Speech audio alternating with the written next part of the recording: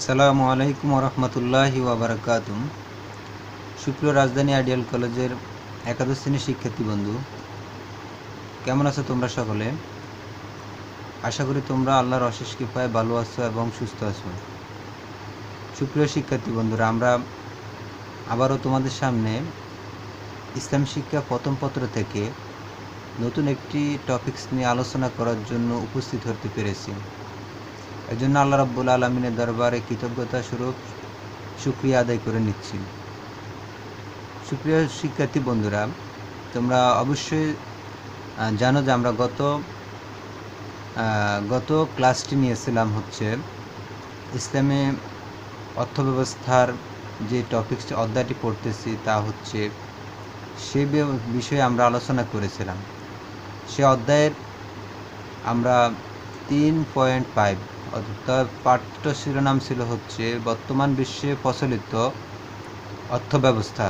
সেখানে আমরা পুঁজিবাদী অর্থব্যবস্থা, সমাজতান্ত্রিক অর্থব্যবস্থা এবং ইসলামী অর্থব্যবস্থা এর পরিচয়, এগুলো আমরা এদের বৈশিষ্ট্য, এদের সুফল কুফল আমরা আলোচনা করেছিলাম।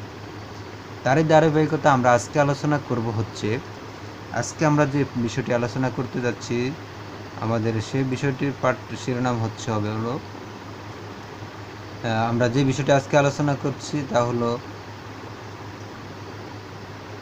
ধনতান্ত্রিক, সমাজতান্ত্রিক ও ইসলামী অর্থব্যবস্থার মধ্যে তুলনা, অর্থাৎ পার্থক্য কী, তুলনা করব এই বিষয়গুলো। অর্থাৎ ধনতান্ত্রিক মানে হলো পুঁজিবাদী অর্থব্যবস্থা এবং সমাজতান্ত্রিক অর্থব্যবস্থা এবং ইসলামী অর্থব্যবস্থা, এই তিনটি অর্থব্যবস্থার মধ্যে কি কি পার্থক্য রয়েছে, এই তিনটি অর্থব্যবস্থাকে আমরা তুলনা করব।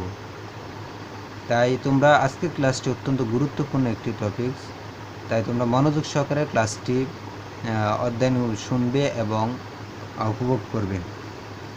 সুপ্রিয় শিক্ষার্থী বন্ধুরা, আসো আমরা সর্বপ্রথম জেনে নিচ্ছি যে আমরা এই তুলনাটা করব হচ্ছে পাঁচটি আমাদের অধ্যায়ভিত্তিক আমরা থাকবে তুলনার পয়েন্ট আলোকে আমরা আলোচনা করব। 1 নম্বর পয়েন্ট আমরা যে বিষয়টি তুলনা করব তা হলো 1 নম্বর, তোমরা দেখো স্লাইডের মধ্যে দেখো 1 নম্বর পয়েন্টে বলা যে তুলনার ক্ষেত্র। 1 নম্বর উৎস মানে হচ্ছে যে এই সমাজতন্ত্র,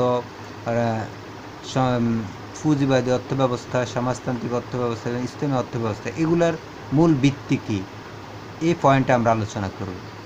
তাহলে 1 নম্বর হলো ধনতান্ত্রিক অর্থব্যবস্থার, অর্থাৎ হচ্ছে পুঁজিবাদী অর্থব্যবস্থার নীতিমালা, তথ্য ও সূত্র মানবরচিত। অর্থাৎ এই পুঁজিবাদী অর্থব্যবস্থার যে নীতি প্রবর্তন, তথ্যগুলা এবং এর যত সূত্র আবিষ্কার রয়েছে, এগুলো সবগুলো হচ্ছে কার? মানবরচিত। অর্থাৎ পুঁজিবাদী অর্থব্যবস্থার অর্থনীতিবিদগণ তাদের ব্যক্তিগত চিন্তা মতামত ও লেখাই হচ্ছে এই পুঁজিবাদী অর্থব্যবস্থার উৎস। পরক্ষণে আমরা দেখতে পারি হচ্ছে সমাজতান্ত্রিক অর্থব্যবস্থাটাও সেম, এটাও হচ্ছে মানবরচিত একটি অর্থব্যবস্থা। মানবরচিত অর্থব্যবস্থা এবং তাদের পুঁজিবাদী অর্থাৎ সমাজতান্ত্রিক অর্থনীতিবিদগণের তাদের মতামত, চিন্তা, তাদের উদ্ভাবিত সূত্র আলোকে এই সমাজতন্ত্র চলে থাকে। এরপরে আসো আমাদের পরক্ষণে আমরা দেখতে পাই ইসলামী অর্থব্যবস্থা। ইসলামী অর্থব্যবস্থার সব নিয়ম কানুন, সূত্র কোরআন এবং সুন্নাহ অর্থাৎ হাদিস, রাসূল করিম সাল্লাল্লাহু আলাইহি সাল্লামের হাদিস ভিত্তিক রচিত। তাহলে কোরআন এবং সুন্নাহ ভিত্তিক অর্থব্যবস্থায় হচ্ছে ইসলামী অর্থব্যবস্থা। এই দুটি অর্থাৎ কোরআন এবং সুন্নাহ ব্যতীত আরও দুটি উৎস রয়েছে, যেগুলো হচ্ছে ইজমা ও কিয়াস। ইজমা কিয়াসের আলোকে নতুন নতুন বিধান, নতুন ধারা বিন্যস্ত করা হয় মাত্র। অর্থাৎ যত সমসাময়িক যত মাসলা, যত অর্থনৈতিক সূত্র আবিষ্কারিত হবে তা মূলত হবে কোরআন এবং সুন্নাহ আলোকে, ইজমা এবং কিয়াসের মাধ্যমে। কোরআন এবং সুন্নাহ মূলত হচ্ছে মূল ভিত্তি। কোরআন এবং সুন্নাহকে মূল ভিত্তিকে করা না আনে, পরিবর্তন না আনে ইজমা এবং কিয়াসের মাধ্যমে এই নতুন নতুন সমস্যাগুলোর সমাধান প্রদান করা হয়। তাহলে আমরা উৎপত্তিগত দিক থেকে তিনটি অর্থব্যবস্থার পার্থক্য আমরা জানলাম। এবার আসো যে আমরা দ্বিতীয় পয়েন্টে যাই। দ্বিতীয় পয়েন্টে আমরা দেখতে পাই হচ্ছে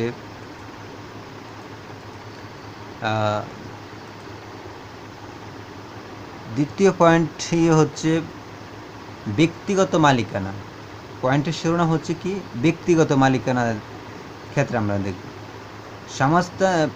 পুঁজিবাদী অর্থব্যবস্থার অবাধ ব্যক্তি মালিকানা। তোমরা এর আগে জানো যে পুঁজিবাদী অর্থব্যবস্থার সংজ্ঞা জেনেছো, সেখানে আমরা এই বিষয়টা ক্লিয়ার হয়েছে যে পুঁজিবাদী অর্থব্যবস্থার মধ্যে কি হয়, ব্যক্তির মালিকানা থাকে সম্পদ, ব্যক্তির এই স্বাধীনতা ও ব্যক্তির সাথে স্বীকৃত হয় এই ব্যবস্থা, অর্থাৎ ব্যক্তিকে কেন্দ্রিক করে যে সম্পদ পুঁজিগত হয়, এটাই হলো পুঁজিবাদী অর্থব্যবস্থা। এরপরে হচ্ছে যে সমাজতান্ত্রিক অর্থব্যবস্থা কি থাকে, ব্যক্তির মূল্যায়ন কতটুকু থাকে। সমাজতান্ত্রিক অর্থব্যবস্থার মধ্যে সম্পদের ব্যক্তি মালিকানা স্বীকৃত হয় না, সম্পদটা ব্যক্তির কাছে থাকে না, সম্পদটা থাকে হচ্ছে কি রাষ্ট্রের মালিকানা স্বীকৃত, সেখানে ব্যক্তির কোনো কর্তৃত্ব থাকে না সমাজতান্ত্রিক অর্থব্যবস্থায়। ঠিক আছে, পুঁজিবাদী অর্থব্যবস্থায় বিপরীতটাই হলো সমাজতান্ত্রিক অর্থব্যবস্থা, যে পুঁজিবাদী অর্থব্যবস্থার মধ্যে সম্পদ আর ব্যক্তি মালিকানাধীন থাকবে, ব্যক্তির স্বার্থ স্বীকৃত হবে, কিন্তু সমাজতান্ত্রিক অর্থব্যবস্থার মধ্যে সম্পদ ব্যক্তির মালিকানাধীন থাকবে না, সম্পদটা থাকবে রাষ্ট্রের মালিকানাধীন, রাষ্ট্রের কর্তৃক এটা স্বীকৃত হবে। এরপরে আসো ইসলামী অর্থব্যবস্থায় ব্যক্তি মালিকানার কতটুকু মূল্যায়ন আছে আমরা দেখি। আমরা ইসলামী অর্থব্যবস্থা যদি দেখি, ইসলামী অর্থব্যবস্থাটা হচ্ছে সুবিচারপূর্ণ ব্যবস্থা। কিভাবে দেখো, একটি পূর্ববর্তী আমরা দেখতে পাচ্ছি যে সমাজতন্ত্রের মধ্যে মালিকানাধীন থাকতেছে না, ব্যক্তির কোনো মূল্যায়ন থাকতেছে না, সব রাষ্ট্রের কর্তৃত্ব থাকতেছে। পুঁজিবাদের মধ্যে থাকতেছে হচ্ছে ব্যক্তির কর্তৃত্ব, সব রাষ্ট্র বা সমাজের অন্য কোনো কর্তৃত্ব নেই। এই দুটির বিপরীতে হচ্ছে, এই দুটিকে ব্যালেন্স করছে হচ্ছে ইসলামী অর্থব্যবস্থা। ইসলামী অর্থব্যবস্থা দুটির মধ্যে সমন্বয় করছে কিভাবে দেখো, যে সুবিচারপূর্ণ ব্যবস্থা হচ্ছে ইসলামী অর্থব্যবস্থা, যা ব্যক্তি ও রাষ্ট্র উভয়ের মাঝে ভারসাম্যপূর্ণ, ব্যক্তি এবং রাষ্ট্রের মধ্যে উভয়ের মধ্যে কি করছে, ভারসাম্যপূর্ণ করছে, যে নিয়ন্ত্রিত মালিকানা স্বীকৃত হবে। এখানে ব্যক্তির মালিকানাও থাকবে, সম্পদের মধ্যে ব্যক্তির মালিকানাও থাকবে, সাথে সাথে ব্যক্তির সম্পদে সমাজের যারা দরিদ্র শ্রেণীর থাকবে, সমাজ এবং রাষ্ট্রের অধিকার স্বীকৃত থাকবে। তাহলে ইসলামী অর্থব্যবস্থায় সম্পদের মালিকানা ব্যক্তি মালিকানাও স্বীকৃত থাকবে, সাথে সাথে ব্যক্তির সম্পদে সমাজ ও রাষ্ট্রের অধিকারও স্বীকৃত থাকবে। সমাজ এবং এই জন্য তো বলা হয়েছে যে ইসলামের জাকাত ব্যবস্থা বলা হয়েছে, তুমি সম্পদের মালিক বানিয়ে নেবে, পাহাড় বানাবে, এটা না, তুমি উপভোগ করবে, তোমার সম্পদের ব্যক্তি মালিকানা আছে, সাথে সাথে তুমি সমাজও এটা দান করতে হবে, সদকা করতে হবে, সাথে সাথে ইসলামী রাষ্ট্রকে জাকাত প্রদান করতে হবে। তাহলে দুইটার মধ্যে ব্যক্তি মালিকানাও রাখা হয়েছে এবং সাথে সাথে রাষ্ট্র সমাজকেও অধিকারও দেওয়া হয়েছে। কোন অর্থব্যবস্থায়? ইসলামী অর্থব্যবস্থায়, যেটা আমরা পূর্ববর্তী দেখি যে সমাজতন্ত্র এবং পুঁজিবাদী অর্থব্যবস্থার মধ্যে যেটি দেখা যায় না, যেখানে এক পার্সিয়ালিটিভাবে কোনো অর্থব্যবস্থা ব্যক্তিকে কোনো মূল্যায়ন করা হয়নি, রাষ্ট্রেই এটা সব কর্তৃক সব স্বীকৃত হবে। সাথে সাথে যে পুঁজিবাদও কি হয়েছে, ব্যক্তির কর্তৃত্ব, ব্যক্তির স্বার্থ রক্ষা হবে, কোনো সমাজ রাষ্ট্রের কোনো স্বার্থ এখানে স্থান পাবে না পুঁজিবাদে। এরপরে হচ্ছে আমরা তৃতীয় পয়েন্টে আসি। তৃতীয় পয়েন্টে হচ্ছে যে সম্পদের মালিকানা, প্রকৃতগতভাবে মূলগতভাবে সম্পদের মালিকানাটা কে? এক নম্বর হচ্ছে যে আমরা যে দেখি সে সম্পদের ধনতান্ত্রিক বা পুঁজিবাদী অর্থব্যবস্থায় নিজের সম্পদের মালিক কেবলমাত্র ব্যক্তি নিজেই, ব্যক্তি নিজে তার সম্পদের মালিক হবে। সমাজতন্ত্রের মধ্যে হচ্ছে ব্যক্তির শ্রম ও সম্পদ সামগ্রিকভাবে রাষ্ট্রের মালিকানায় নিয়ন্ত্রিত হবে। ব্যক্তি যে পারিশ্রমিক করে যে আয় করবে, উপার্জন করবে, এবং তার যে সম্পদ হবে, সম্পদটার কর্তৃত্ব নিজের ইচ্ছা মতো তিনি খরচ করতে পারবে না, ব্যয় করতে পারবে না, নিজের ইচ্ছা মতো আয় করতে পারে। রাষ্ট্র যেখানে তাকে আয় করার জন্য পাঠাবে সেখানে আয় করবে, এবং রাষ্ট্র তাকে তার জন্য ব্যয়ের লিমিট করে দিবে, এই ব্যয়টা রাষ্ট্র তারা বহন করবে। তাকে এখানে কোনো পেমেন্ট পরিশোধ করতে হবে না, রাষ্ট্র তাকে তার দ্বারা কাজ করাচ্ছে এবং রাষ্ট্র তার খরচগুলো বহন করবে। এটা ব্যক্তির তার কাছে তার সম্পদের নিয়ন্ত্রণ থাকবে না। সমাজতান্ত্রিক অর্থব্যবস্থায় ব্যক্তির কাছে কোনো সম্পদের নিয়ন্ত্রণ থাকবে না, তা রাষ্ট্রের কাছে নিয়ন্ত্রিত থাকবে। আর পুঁজিবাদী অর্থব্যবস্থার হচ্ছে সম্পদ কেবলমাত্র ব্যক্তির কাছে পুঁজিভূত হবে, ব্যক্তির কাছে নিয়ন্ত্রিত থাকবে। পরক্ষণে ইসলামী অর্থব্যবস্থায় কি বলছে? ইসলামী অর্থব্যবস্থার সম্পদের মূল মালিক হচ্ছে কার কাছে? সম্পদের মূল মালিক হচ্ছে আল্লাহ তাআলা। সম্পদের মূল মালিক আল্লাহ রাব্বুল আলামিন। কিন্তু আল্লাহ রাব্বুল আলামিন এটা মানুষকে ব্যবহার করার জন্য এটা প্রদান করেছেন। এরপর 3 নম্বর পয়েন্ট আসো। 3 নম্বর পয়েন্ট আমরা যদি দেখি, যে 3 নম্বর পয়েন্টের শিরোনাম হচ্ছে হলো কি? ভোগ ব্যবহার। ভোগ ব্যবহার বলতে আমরা কি বুঝছি? যে সম্পদে কতটুকু ভোগ করতে পারবে, কোন অর্থব্যবস্থার মধ্যে কে কতটুকু ভোগের অধিকার রয়েছে আমরা জানব। যে পুঁজিবাদী অর্থব্যবস্থায় বা ধনতান্ত্রিক অর্থব্যবস্থায় নিজের সম্পদকে যেভাবে ইচ্ছা ভোগ করার বা ব্যবহার করার অধিকার রয়েছে ব্যক্তির। একজন ব্যক্তি তার সম্পদকে যেভাবে খুশি সেভাবে সে ব্যয় করতে পারবে, ভোগ করতে পারবে। কিন্তু সমাজতান্ত্রিক অর্থব্যবস্থায় যা প্রয়োজন বা রাষ্ট্র যতটুকু তাকে দিবে ততটুকু সে ভোগ করতে পারবে। রাষ্ট্র তার জন্য যতটুকু প্রয়োজন, যতটুকু তাকে দিবে ততটুকু সে ভোগ করতে পারবে, এর বেশি সে আর ভোগ করতে পারবে না। যতই সে উপার্জন করুক, যতই সে আয় করুক, কিন্তু রাষ্ট্র তাকে যতটুকু লিমিট দিয়ে দেবে এর বাইরে সে কী করতে পারবে না? ব্যয় করতে পারবে না, ভোগ করতে পারবে না। পক্ষান্তরে ইসলামী অর্থব্যবস্থা কী বলা হয়েছে? ইসলামী অর্থব্যবস্থায় মানুষকে নিজের ভোগের অধিকারের চেয়ে ত্যাগের প্রতি উৎসাহিত করা হয়েছে। কী করছে? যে নিজে বেশি ভোগ করার চাইতে, নিজে তো ভোগ করবে, ভোগ করার চাইতে আরও বেশি উৎসাহিত করেছে তাকে ত্যাগ করার জন্য। অর্থাৎ দান সৎকার, মানুষকে সমাজের প্রতি যে তার দায়বদ্ধতা রয়েছে, রাষ্ট্রের প্রতি যে রাষ্ট্র পরিচালনার যে সরকারকে সহযোগিতার যে দায়বদ্ধতা রয়েছে, এগুলোর প্রতি উৎসাহ প্রদান করা হয়েছে ইসলামী অর্থব্যবস্থায়। তাহলে আমরা জানলাম হচ্ছে ইসলামী অর্থব্যবস্থা আমাদেরকে ভোগের চাইতে ত্যাগের প্রতি উৎসাহিত করে থাকে। এরপরে আসো পঞ্চম পয়েন্টে আমরা যেটা দেখব,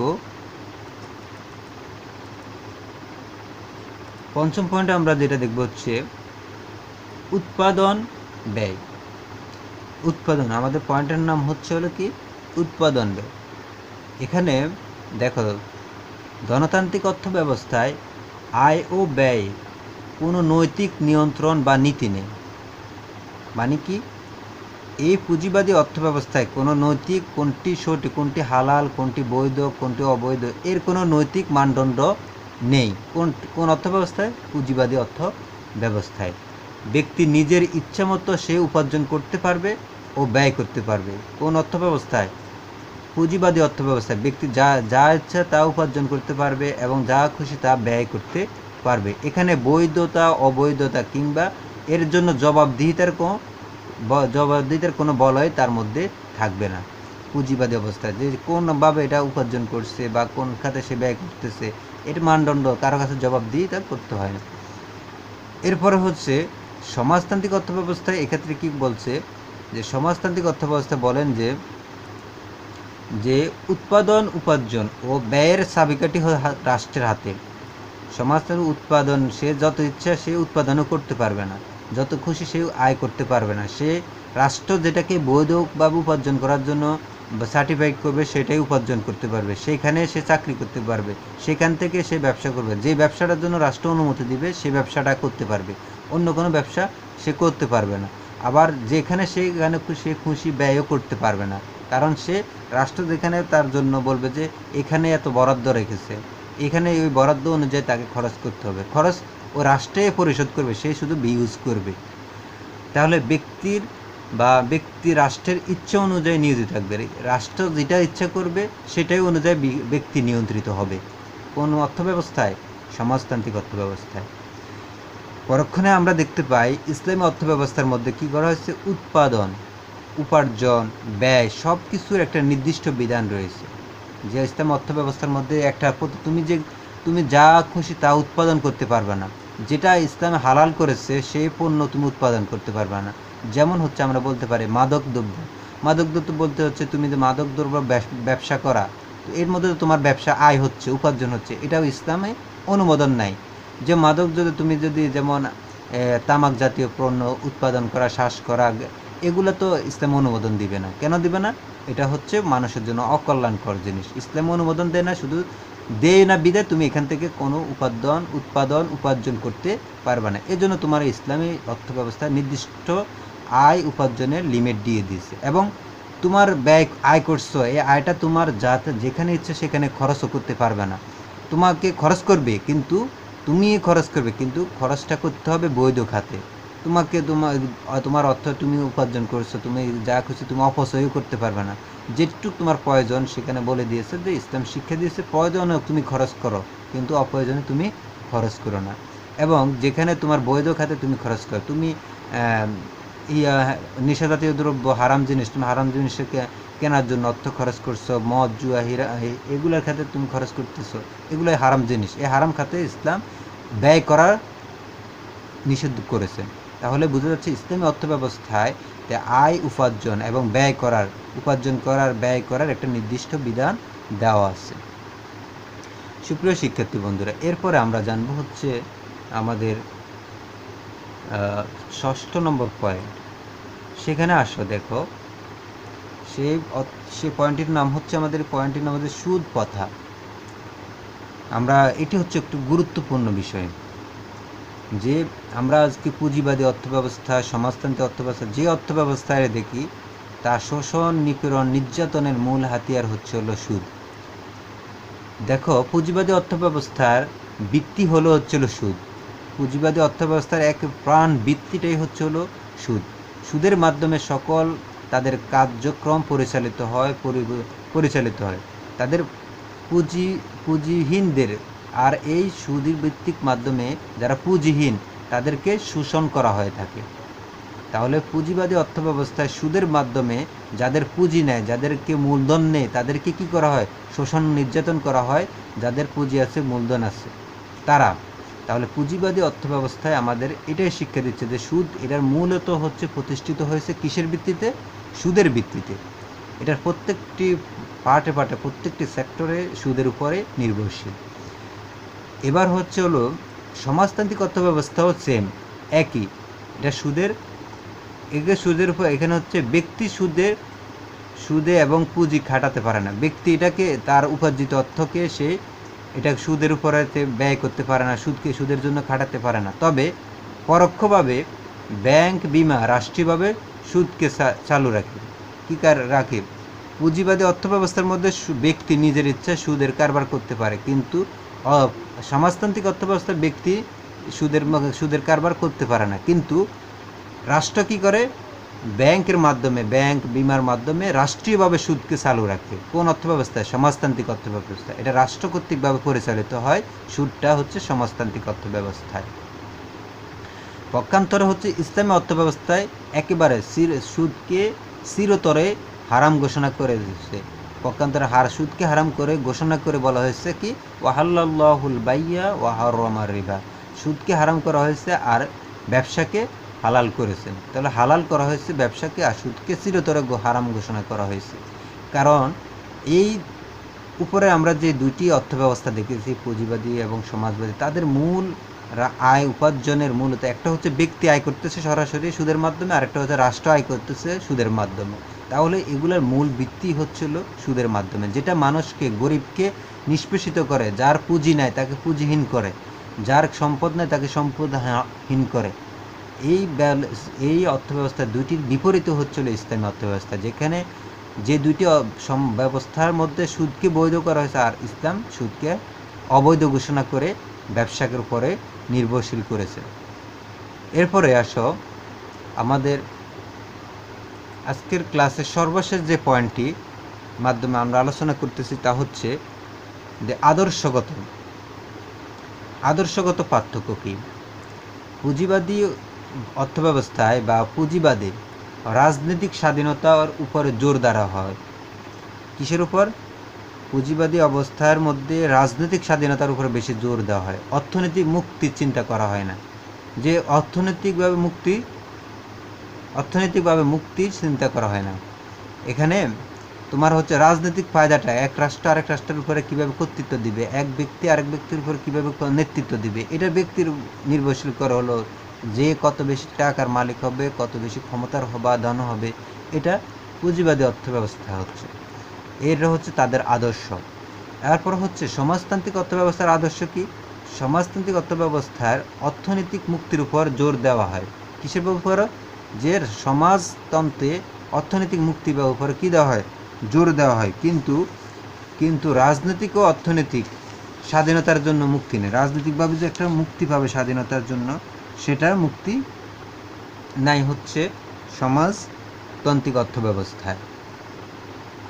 এরপরে পক্ষান্তরে ইসলামী অর্থব্যবস্থায় কি বলা হচ্ছে? মানুষকে আর্থসামাজিক, রাজনৈতিক, আর্থিক স্বাধীনতা দেওয়া হয়েছে এবং মুক্তির সমান সুযোগ দেওয়া হয়েছে। মানুষের এই অর্থনৈতিক, রাজনৈতিক, আর্থিক স্বাধীনতা এবং মুক্তির সমান সুযোগ দেওয়া হয়েছে। তুমি আর্থসামাজিক উন্নয়নের জন্য তুমি অর্থ ব্যয় করো, রাজনৈতিক ক্ষেত্রেও তুমি করতে পারো, অর্থনৈতিক ক্ষেত্রেও স্বাধীনতার জন্য তুমি তোমাকে লিমিটের বইদের মধ্যে থেকে তুমি এগুলো করতে পারবে। কিন্তু পার্সিয়ালিটিভাবে এক পক্ষ লাভবান হবে আরেক পক্ষ লাভবান হবে না, এটার কোনো সুযোগ দেওয়া হয়নি। তাহলে আমরা সর্বশেষের যে বিষয়টি আমরা দাঁড় করতে পারি যে কল্যাণের দিক থেকে পৃথিবীতে যদি শান্তি প্রতিষ্ঠা করতে হয়, তাহলে আমরা দেখতে পারি ইসলামী অর্থব্যবস্থার মাধ্যমে রাষ্ট্রকে সুন্দরভাবে পরিচালনা করা যায়। ইসলামী অর্থব্যবস্থায় একমাত্র রাষ্ট্রকে দারিদ্র্য নিরসন করে রাষ্ট্রকে একটি সফল রাষ্ট্রে পরিণত করতে পারে। কারণ একটা রাষ্ট্রের সফলতা উন্নতি নির্ভরশীল হবে হচ্ছে রাষ্ট্রের সকলে যখন উন্নতি হবে, রাষ্ট্রের সকলে যখন জিডিপি বাড়বে, রাষ্ট্রের সকলে যখন আয় বৃদ্ধি পাবে, তাদের জীবনমান উন্নত হবে, তখনই একটা রাষ্ট্র উন্নত হবে। এক পক্ষ উন্নতি হবে, আরেক পক্ষরা দিন দিন নিষ্পেষিত দারিদ্র সীমার নিচে বসবাস করে, তখন ওই রাষ্ট্র উন্নত দ্বারপ্রান্তে পৌঁছাতে পারে না। তাহলে আমরা যেটুকু বুঝতে পারি যে আমরা আজকের যে বর্তমানে পৃথিবীতে প্রচলিত অর্থব্যবস্থাগুলোর সাথে যখন ইসলামী অর্থব্যবস্থাকে তুলনা করলাম, এর থেকে প্রমাণিত হয় যে ইসলামী অর্থব্যবস্থাই হচ্ছে একটি আদর্শিক অর্থব্যবস্থা, যেটা ভিত্তি রাসূল করিম সাল্লাল্লাহু আলাইহি সাল্লাম গেড়ে গিয়েছেন, যার মূল উৎস হচ্ছে কোরআন এবং সুন্নাহ, যার বাস্তবিক প্রমাণ আমাদেরকে রাসূল করিম সাল্লাল্লাহু আলাইহি সাল্লাম তিনি মদিনার জীবনে রাষ্ট্র ব্যবস্থা প্রতিষ্ঠা করার মাধ্যমে আমাদেরকে দেখিয়ে দিয়েছেন।